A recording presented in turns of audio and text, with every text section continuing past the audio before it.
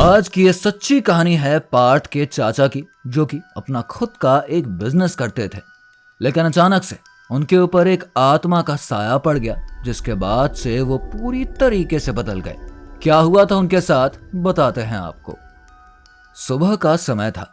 अहमदाबाद में रहने वाले पार्थ के पापा का फोन बजता है, जहां पर वडोदरा में रहने वाले उनके छोटे भाई के पड़ोसी उनसे बताते हैं कि उनके छोटे भाई अपने घर पर काफी ज्यादा हंगामा मचाए हुए हैं। जिसके बाद जरा सी भी देर न करते हुए पार्थ के पापा अपने छोटे भाई के पास पहुंच जाते हैं, जहां पर वो देखते हैं कि उनका छोटा भाई घर के अंदर अपने एक हाथ में शराब की बोतल और दूसरे हाथ में तलवार लेकर उल्टा सीधा बोलता जा रहा है। जिसकी हरकतों को देखकर पार्थ के पापा समझ जाते हैं कि इसके ऊपर जरूर किसी बुरी आत्मा का साया है। फिर वो घर का दरवाजा तोड़कर अंदर घुसते हैं और किसी तरह से अपने भाई को अपने घर पर ले आते हैं। फिर पार्थ के घर वालों ने पार्थ की चाची को भी बुला लिया, जो कि किसी काम से अपने मायके गई थी। जब वो पार्थ के घर पर पहुंची तो उन्हें देखते ही पार्थ के चाचा की आवाज ही बदल गई और ऐसा लगा कि उनके अंदर से वो नहीं बल्कि कोई दूसरा ही बोल रहा है। वो बोलता है, तू आ गई यहाँ पर, तू तो मुझे छोड़कर भाग जाने वाली थी।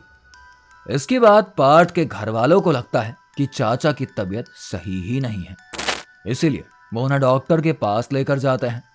लेकिन डॉक्टर की दवाइयों का चाचा के ऊपर कोई भी असर ही नहीं होता है और धीरे धीरे उनके व्यवहार में और भी बदलाव आने शुरू हो जाते हैं, जिस वजह से पार्थ के पापा सहित उनका पूरा परिवार काफी ज्यादा परेशान हो जाता है, क्योंकि पार्थ के चाचा को सभी तरह की इलेक्ट्रॉनिक चीजों से भी दिक्कत होने लगी थी, चाहे वो पंखा हो, मोबाइल हो, कूलर हो या फिर कुछ और हो।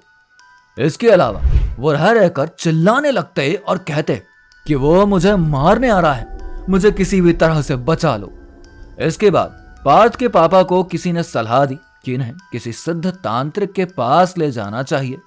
फिर पार्थ के पापा एक बड़े तांत्रिक को बुलाते हैं। जैसे ही तांत्रिक घर पर पहुंचते हैं, पार्थ के चाचा घर में रखी हुई चीजों को उठाकर फेंकने लगे और तांत्रिक को भाग जाने के लिए बोले। तभी तांत्रिक ने चाचा की आंखों में देखकर बोला, बैठ जा। इतना कहते ही चाचा नीचे बैठ गए और फिर तांत्रिक ने मंत्रों को पढ़ना शुरू किया।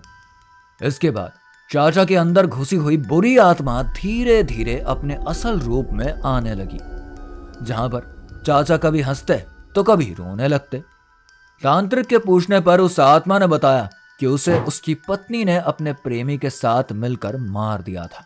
इसके बाद उसके शरीर को एक जंगल में दफना दिया और तब से वो उसी जगह पर भटक रहा है। लेकिन एक दिन चाचा उस जगह से मिठाई खाए गुजर रहे थे, तभी उसने उन्हें रोका और लिफ्ट मांगी।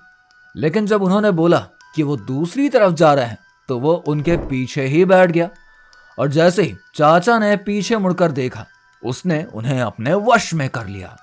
फिर तांत्रिक ने इस भटकती आत्मा को चाचा का शरीर छोड़ने के लिए कहा, लेकिन जब वो नहीं माना तो तांत्रिक ने उस आत्मा को महाकाल का डर दिखाया, जिसके बाद उसने कहा कि वो उनका शरीर छोड़ देगा, लेकिन उसे इस योनि से मुक्ति चाहिए। फिर तांत्रिक ने आत्मा से उस जगह के बारे में पूछा जहां पर उसका शरीर दफनाया गया था।